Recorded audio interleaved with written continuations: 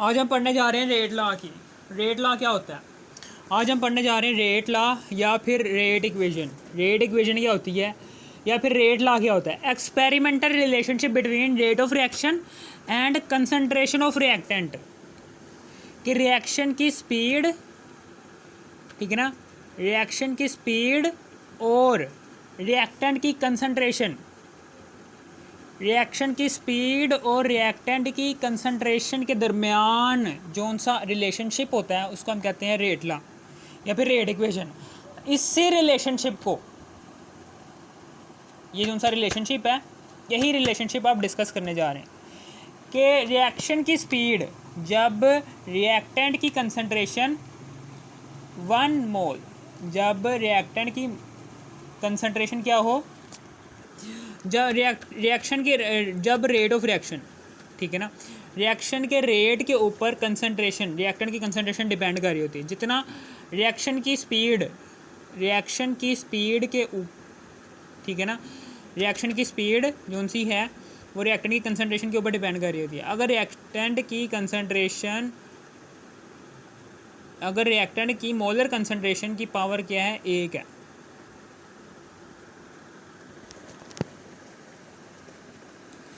ठीक है ना।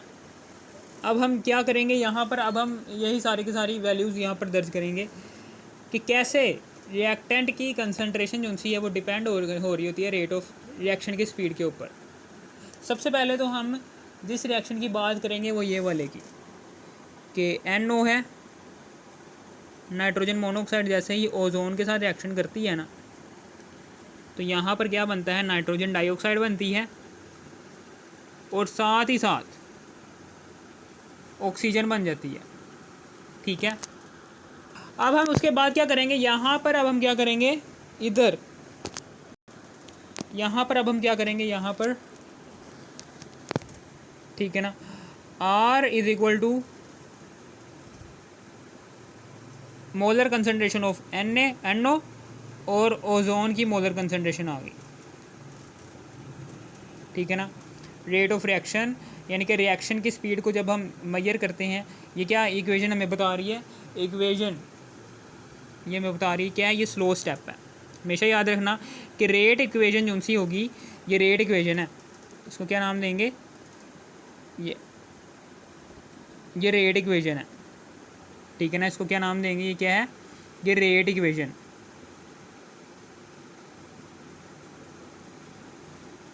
ये रेट इक्वेशन है। और रेट इक्वेशन हमेशा स्लो स्टेप, जो सा रिएक्शन स्लो स्टेप में हो रहा होगा ना, उसके रिएक्टेंट्स की मोलर कंसंट्रेशन को मल्टीप्लाई करने के बाद रेट इक्वेशन आएगी आपके पास। ये रेट इक्वेशन हमें क्या बता रही है, ये हमें ये बता रही है, हमेशा याद रखना कि जो सी रेट इक्वेशन है, ये ये रेट इक्वेशन आ गई। रेट इक्वेशन हमेशा स्लो स्टेप की होती है। स्लो स्टेप कौन सा होता है, इसको हम रेट डिटर्मिनिंग स्टेप भी कहते हैं। स्लो स्टेप को हम क्या, कौन सा स्टेप कहते हैं, रेट डिटर्मिनिंग स्टेप भी कहते हैं हम इसे। रेट डिटर्मिनिंग स्टेप भी कह सकते हैं या फिर अब इसे स्लो स्टेप भी कह सकते हैं, ठीक है ना। और फिर उसके बाद क्या होगा, ये हमें क्या बता रही है, ये हमें ये बता रही है कि जब नाइट्रोजन मोनोऑक्साइड की मोलर कंसंट्रेशन 1 होगी तो रिएक्शन की स्पीड जो सी होगी वो भी 1 गुना बढ़ेगी। जब नाइट्रोजन मोनोऑक्साइड की मोलर कंसंट्रेशन 1, जब नाइट्रोजन मोनोऑक्साइड की मोलर कंसंट्रेशन को 1 गुना इंक्रीज़ करेंगे तो रिएक्शन की स्पीड भी 1 गुना बढ़ेगी। इसी तरीके से ओजोन है, ओजोन की मोलर कंसंट्रेशन को जब आप 1 गुना इंक्रीज़ करेंगे यानी कि 1 गुना बढ़ाएंगे तो रिएक्शन की स्पीड, रेट ऑफ रिएक्शन भी वो भी 1 गुना बढ़ेगी। ये 1, इधर भी 1, इसका मतलब ये है कि नाइट्रोजन मोनोऑक्साइड की मोलर कंसंट्रेशन, नाइट्रोजन मोनोऑक्साइड की मोलर कंसंट्रेशन को जब आप 1 गुना बढ़ाते हो तो रेट ऑफ रिएक्शन भी, स्पीड ऑफ रिएक्शन, रिएक्शन की स्पीड भी 1 गुना बढ़ जाती है। इस तरह से ओजोन है, इस ओजोन रिएक्टेंट, इस ओजोन है, ये ओजोन की मोलर कंसंट्रेशन को जब आप 1 गुना बढ़ाते हो तो रिएक्शन की स्पीड भी 1 गुना बढ़ेगी। फिर उसके बाद आगे की बात ये करने जा रहा हूँ मैं कि यहाँ पर जोन सा है यहाँ पर क्या होगा, यहाँ पर मैं अगले रिएक्शन की बात करने जा रहा हूँ कि NO2 है, ये जब NO2 के साथ मिले एक और रिएक्शन है, एक और रिएक्शन है वो ये वाला कि जिसके अंदर हम बताते हैं कि 2NO2 है, CO है, ठीक है ना, और यहाँ पर क्या होगा NO है और प्लस क्या बन रहा है CO2 बन रहा है, ठीक है ना। अब यहाँ पर जो सी रेट इक्वेशन आएगी ना, वो रेट इक्वेशन सिर्फ और सिर्फ इसी रिएक्टेंट की आएगी NO2, यानी कि जो सी रेट इक्वेशन है, रिएक्शन की जो सी स्पीड है, रिएक्शन की जो सी स्पीड है वो सिर्फ और सिर्फ इसी रिएक्टेंट के ऊपर डिपेंड कर रही है। जब आप इस रिएक्टेंट की मोलर कंसंट्रेशन को 2 गुना बढ़ाओगे तो रिएक्शन की स्पीड क्या हो जाएगी, जब आप इस रिएक्टेंट की कंसंट्रेशन को 1 गुना बढ़ाओगे तो फिर रिएक्शन की स्पीड क्या हो जाएगी, 2 गुना हो जाएगी। और जब इसी रिएक्टेंट की मोलर कंसंट्रेशन को 2 गुना बढ़ाओगे, 2 गुना का मतलब क्या है कि इसमें 2 ऐड कर दो, ठीक है ना, यानी कि एक और मॉलिक्यूल इसमें ऐड कर दो NO2 का, तो रिएक्शन की स्पीड क्या हो जाएगी, 4 गुना बढ़ जाएगी। रिएक्शन की स्पीड कितनी बढ़ जाएगी, 4 गुना, 4 गुना बढ़ जाएगी, 2 + 2 4, 4 गुना बढ़ जाएगी। और इसी तरीके से जब इसी रिएक्टेंट को 3 गुना बढ़ाओगे, यानी कि 3 गुना बढ़ाओगे, तो अब जो सी रिएक्शन की स्पीड होगी वो कितनी बढ़ जाएगी, 2 + 2 + 2 से रेट ऑफ रिएक्शन 6 गुना बढ़ जाएगा। स्पीड जो सी है, स्पीड ऑफ रिएक्शन वो 6 गुना बढ़ जाएगी, ठीक है ना, समझ आ गई। यानी कि जो सी रिएक्शन की स्पीड है वो इसी रिएक्टेंट के ऊपर डिपेंड कर रही है, इस रिएक्टेंट के ऊपर डिपेंड कर रही है। कार्बन मोनोऑक्साइड इस रिएक्टेंट के ऊपर डिपेंड नहीं कर रही, चाहे इसको आप 1 गुना बढ़ाओ, 2 गुना बढ़ाओ, 3 गुना बढ़ाओ, 4 गुना बढ़ाओ, 5 गुना बढ़ाओ, रिएक्शन की स्पीड उतनी की उतनी रहेगी, ठीक है ना। रिएक्शन की स्पीड सिर्फ इसके ऊपर डिपेंड कर रही है। और ये जो सा रिएक्शन है ना, ये रिएक्शन ये एक स्टेप में नहीं हो रहा, ये 2 स्टेप में हो रहा है, ठीक है ना। ये 2 स्टेप कौन कौन से हैं, वो ये वाले हैं कि एक स्टेप तो ये है कि जब NO2 जो सा है वो नाइट्रोजन डाइऑक्साइड, जब नाइट्रोजन डाइऑक्साइड के साथ रिएक्शन करता है तो बना देता है नाइट्रोजन ट्राइऑक्साइड, और फिर प्लस फिर साथ ही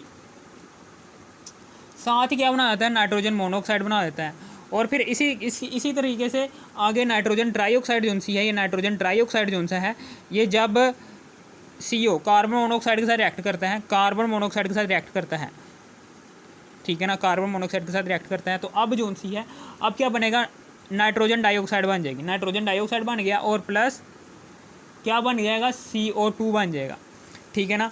इसको कहेंगे ये क्या है, rate determining step, slow step, इसको कहेंगे फास्ट स्टेप। और हमेशा याद रखना कि जो उनसी केसी है ना, उनसी ये रेट इक्वेशन है, रेट इक्वेशन हमेशा स्लो स्टेप की लिखी जाती है। रेट इक्वेशन जो सी है, रेट इक्वेशन वो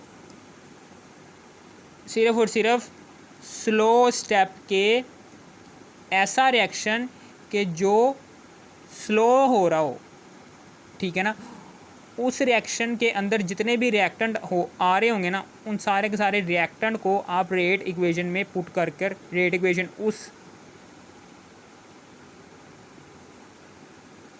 इस रिएक्शन की कैलकुलेट कर सकते हैं।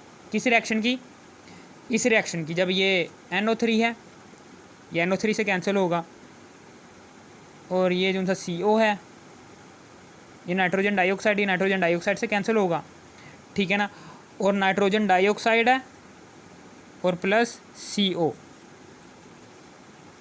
और फिर यहाँ पर आ गया NO और प्लस फिर CO2, ठीक है ना। इस इक्वेशन का रेट इक्वेशन हमारे पास ये आ गई। और इस तरीके से हमें पता चल गया कि ये जो सी रेट इक्वेशन है, ये जो सा रेट ऑफ रिएक्शन है, रिएक्शन की स्पीड है, ये इसी रिएक्टेंट के ऊपर डिपेंड कर रही है, NO2 के ऊपर डिपेंड कर रही है। और इसी तरीके से एक और मैं इक्वेशन लिख देता हूँ कि यहाँ पर फॉर एग्जांपल एक ये वाली इक्वेशन है जी 2NO फिर प्लस 2H2, ये रिएक्शन करते हैं तो बना देते हैं नाइट्रोजन के 1 मोल बना देता है और 2H2O बना देता है। और यहाँ पर जो सी रेट इक्वेशन आएगी वो रेट इक्वेशन इस तरह से होगी, ठीक है ना। रेट इक्वेशन इस तरह से होगी कि NO है, NO का होल का स्केयर आ जाएगा, NO का होल का स्केयर, और H2 जो सा है इसका होल का क्यूब नहीं आएगा, इसका होल का स्केयर नहीं आएगा, इसके साथ एक ही आएगा।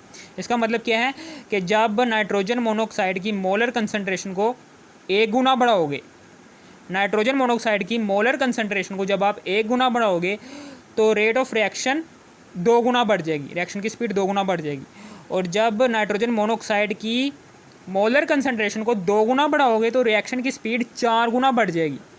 और जब नाइट्रोजन मोनोऑक्साइड की मोलर कंसंट्रेशन को 3 गुना बढ़ाओगे तो रिएक्शन की स्पीड 6 गुना बढ़ जाएगी, ठीक है ना। समझ आ गई आपको? इसका मतलब ये है। और इसका मतलब क्या है कि हाइड्रोजन की मोलर कंसंट्रेशन यानी कि हाइड्रोजन की मोलर कंसंट्रेशन जब 1 गुना बढ़ाओगे, जब हाइड्रोजन की मोलर कंसंट्रेशन जब 1 गुना बढ़ाओगे तो रिएक्शन की स्पीड भी 1 गुना बढ़ेगी।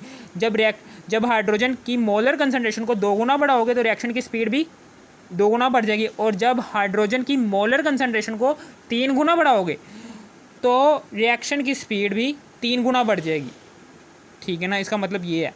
अब ये कैसे आ रहा है, यानी कि इसका मतलब क्या है, यानी कि रेट इक्वेशन जो सी है हमेशा याद रखना कि जब कोई एक ऐसा रिएक्शन आ जाए, जब कोई एक ऐसा रिएक्शन आ जाए कि जिसके रिएक्टेंट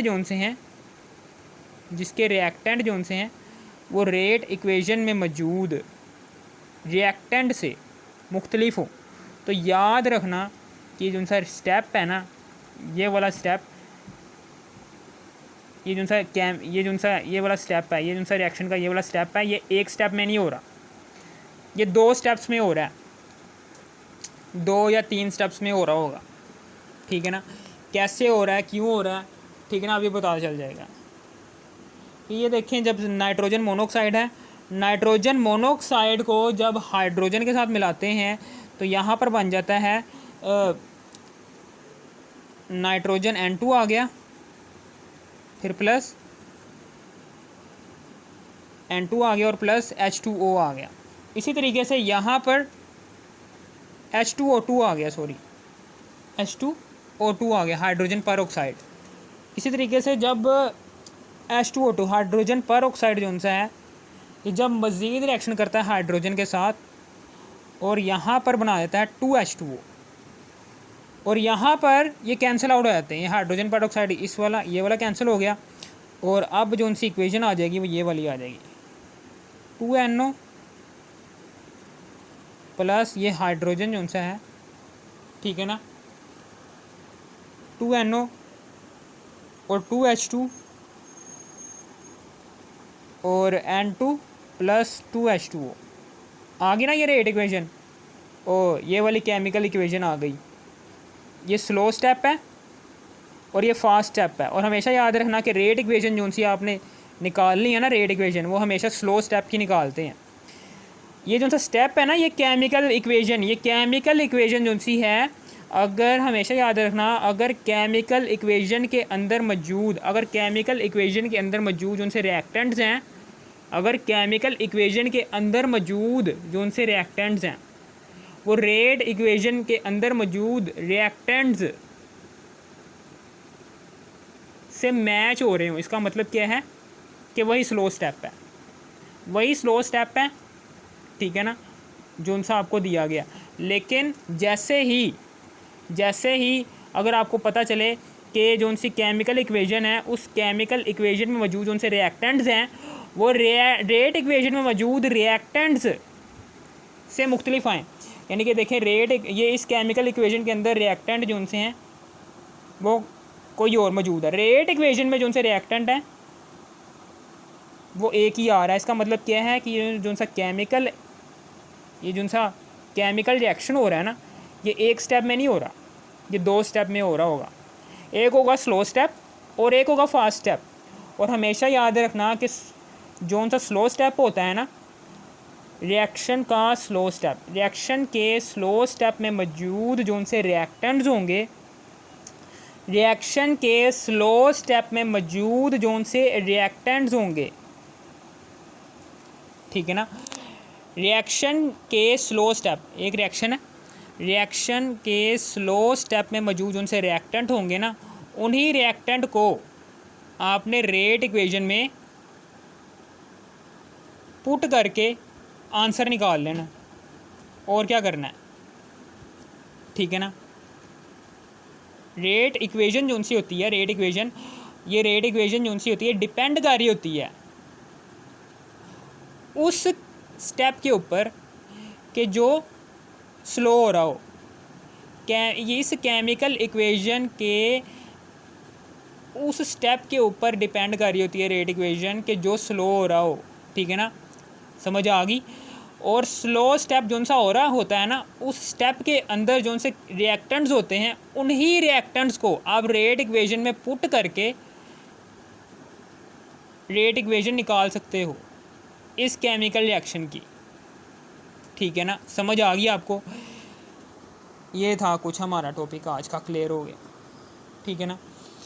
अगर मैं फिर दोबारा से बता देता हूँ, ठीक है ना, अगर आपको इस वीडियो की ज़रा से भी थोड़ी सी भी समझ आ गई हो, इस वीडियो को कर दो लाइक और सब्सक्राइब और शेयर भी कर देना। Thanks for watching me.